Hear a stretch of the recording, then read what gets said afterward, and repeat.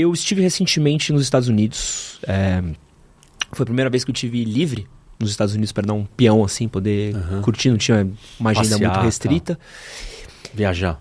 E é muito louco ver o quanto o sonho americano, ele não é muito daquilo que foi vendido pra gente em filmes e tudo mais. Tive um amigo também que recentemente esteve em São Francisco. São Francisco também é uma cidade tomada, tá com um problema muito grande de Cracolândia, mendigo e tudo mais. E a gente tem visto aos poucos, e tô juntando tudo isso pra gente ter um cenário geral. Eu vi hoje um vídeo de uma loja sendo saqueada dentro dos Estados Unidos, uma coisa bem chocante até pra gente que é acostumado com essa coisa de segurança e tudo mais. O que acontece com os Estados Unidos atualmente? Os Estados Unidos, ele perdeu esse papel de nação mais próspera que foi vendido pra gente ao longo dos anos? Os Estados Unidos está passando por uma crise como todos os outros países. A diferença é que até então os Estados Unidos tinha conseguido se manter sólido perante essas novas crises. Mas eu diria que o pensamento ideológico está corroendo a sociedade americana.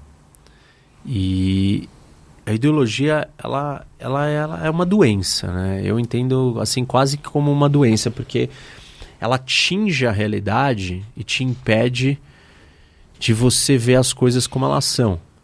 Você tem um amor e uma paixão maior pela sua ideologia do que pela realidade. Você não consegue mais ver a realidade, você só enxerga a realidade com a sua lente ideológica. E a sua lente ideológica, ela parte de vários pressupostos e visões de mundo que são parte da narrativa, da história e do mito que quiseram te vender. Uma ideologia, de muitas maneiras, é como uma religião.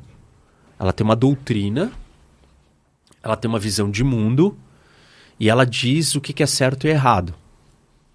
E ela hipnotiza as pessoas. E ela deixa as pessoas incapazes de enxergar as coisas como elas são. E, assim, ela se torna um vírus dentro da sociedade, porque ela vai fazendo as pessoas seguirem a ideologia e não entenderem a realidade. E aí, óbvio, que elas vão começar a forçar, colocar e fazer coisas que elas vão contra a realidade e a natureza humana. Mas elas são uma abstração, uma loucura coletiva daquela ideologia. E a ideologia conseguiu capturar os Estados Unidos também. Em qual sentido você diz, professor? Porque o sistema americano, né, por ser bipartidário, e ele não é bipartidário porque ele por uma regra, assim, é uma regra eleitoral que faz ele só ter 2 partidos que deem certo. Não é que tem uma proibição que não podem ter outros partidos. Existem outros partidos nos Estados Unidos, não tem só democratas e republicanos. Os outros não conseguem se sobressair, porque o desenho do sistema eleitoral ele favorece apenas que 2 ganhem, porque ele é um sistema de winner takes all, que é um sistema majoritário. Como as nossas eleições para prefeito, para governador e presidente. Só um ganha. Só que as eleições de tudo deles é assim, só um ganha. Não é proporcional, né? Então, você tem um distrito, que é esse território aqui, e aqui só um vai ganhar. Então, o que você acaba tendo? 2 candidatos só, favoritos. Não adianta ter milhões, porque o cara que tem pouca chance, o que ele faz? Não tenho chance de ganhar, porque só um ganha. O que eu faço? Eu me junto a você. Falo, vai você. Aí você fala, mas eu tô em 5º. Cara, deixa eu me juntar com o 2º. E aí vai eliminando a quantidade de candidatos. Ao mesmo tempo que esse sistema cria 2 partidos apenas, essa regra eleitoral, que não é igual à regra eleitoral do Brasil. Nós só temos essa regra eleitoral no nosso executivo. A única eleição de legislativo do Brasil que é majoritária é a do Senado. As outras todas são proporcionais. E ela cria, então, um desincentivo para a existência de vários partidos. Não é proibido, existem, não são competitivos. Acaba concentrando em 2. Como é que você ganha a eleição? Se você virar e falar assim, se for muito para cá, para um extremo, você só consegue pegar os votos que estão aqui próximos a você. Então, qual que é a estratégia para você ganhar? Você vem para cá. Por quê? Aí você pode pegar todos os votos daqui e todos os de lá. Então, o desenho do sistema eleitoral americano favorece o caminho para o centro, para a ponderação. E isso elimina surtos radicalizados ideológicos. Por exemplo, o sistema europeu, que é como o brasileiro, né, é proporcional, você tem 1% dos votos. Você tem 1% das cadeiras. Sempre vai ter 1% da população que é louca. Então vai ter 1% da população que é neonazista. Então vai ter 1% das cadeiras para o partido neonazista. Aí vai ter 2% para o partido, sei lá o quê, 5% para o ambiental. Você tem uma diversidade política muito maior num sistema assim. E isso faz com que você tenha os extremos, na direita e na esquerda. Já no sistema majoritário, você elimina os extremos. Só que o nível da polarização e da conversa no digital, ela conseguiu pegar um sistema majoritário e também polarizar ele, produzir extremos. E aí assim, tipo, aí você tem toda a loucura que vira e fala, não, o mendigo ele tem o direito de ser mendigo, o ladrão tem o direito de roubar. Tipo assim, isso é de um extremo radical ideológico completamente maluco.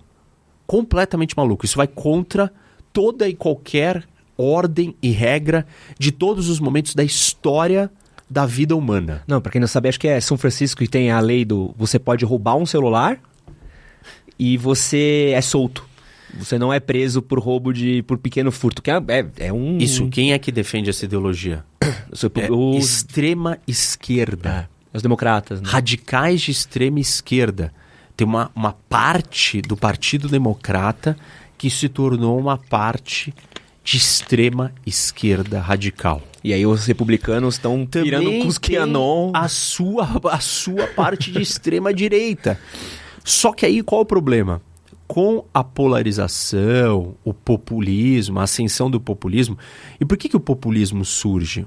Porque, assim, você tem uma comunicação de massa muito maior. E quanto mais pessoas você vai falar, eu comecei a nossa conversa dizendo que a comunicação de massa, ela não pode ser técnica e excludente. Para você falar com mais gente, você se torna mais popular. Mais popular, mais populista. A internet possibilitou você falar com todo mundo ao mesmo tempo. Todo mundo. E para você falar com todo mundo ao mesmo tempo, você precisa ser o mais populista possível. E o seu discurso precisa chamar atenção.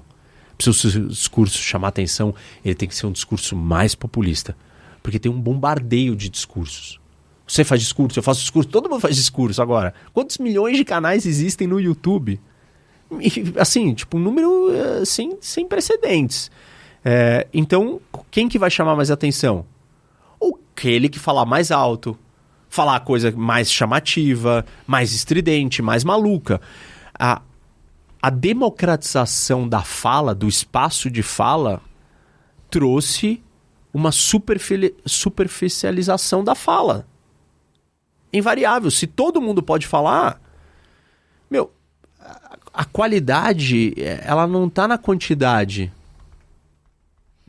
Entendeu? E também na questão de proposta, né? Porque vamos pensar, uma reforma política... É difícil explicar, né? E isso, porque não tem o mesmo nível, porque não tem todo mundo o mesmo nível. Então o que nós fizemos? Nós demos acesso para todo mundo sem ter levantado a barra. Sem ter qualificado todo mundo. Você só abriu a porteira e falou assim, todo mundo falando. E você fala, cara... E essa era uma das grandes preocupações do Platão com a democracia. Tipo, como que a democracia vai ser guiada pelo que é certo e não pelo que é apelativo demagógico? O demagogo que fala bonito e falar a coisa mais supostamente interessante vai chamar mais atenção do que aquele que falar a coisa certa. Então é muito fácil de você falar coisa fácil e boba. E vai ter uma atração muito maior, porque nós estamos falando com muito mais gente. E as pessoas não estão qualificadas para ouvir o que é realmente a solução das coisas. Porque não é a vida delas, meu. Ela acorda todo dia, ela vai trabalhar, ela não está preocupada em entender, pô, como é que a divisão de poderes, como é que a divisão de poderes garante os meus direitos, entendeu? Ela não sabe como funciona o legislativo, qual o papel do judiciário, qual a regra eleitoral, por que tem tantos partidos ou por que tem 2 partidos. Cara, isso não é o campo dela, esse é o campo do cientista político, esse é o meu campo, não o dela. E aí, se um cara ele quer se comunicar com todo mundo e conquistar todo mundo, esse discurso ele tem um apelo gigante, ele sabe que ele vai ganhar se ele falar isso. Então, você tem um cenário, um contexto, lembra? Os três, o tripé ali, tem uma realidade contextual que nos empurra. Não é só os oportunistas, não são só os líderes oportunistas. Os líderes oportunistas estão usando um contexto que nos colocou, que favorece esse tipo de discurso. E aí, os Estados Unidos foi capturado por esse mesmo problema que todo mundo. Só que aí a casa caiu, porque tipo, se a maior democracia do mundo, ela também entrou nesse processo de decomposição, as democracias têm um sério problema. E as pessoas podem achar que, mas isso não é relevante. Olha, não é relevante porque, porque você vive na democracia e você não está valorizando o que você tem. Quando você perder, aí sim você vai entender. Isso que você acabou de assistir foi um corte do nosso podcast com o professor Roque. Para assistir o episódio completo, clica aqui do lado, vou deixar um outro corte que você também vai gostar e aproveita para comprar suas camisetas na Insider com 12% de desconto com o cupom MHM12. Link na descrição do vídeo e no primeiro comentário fixado.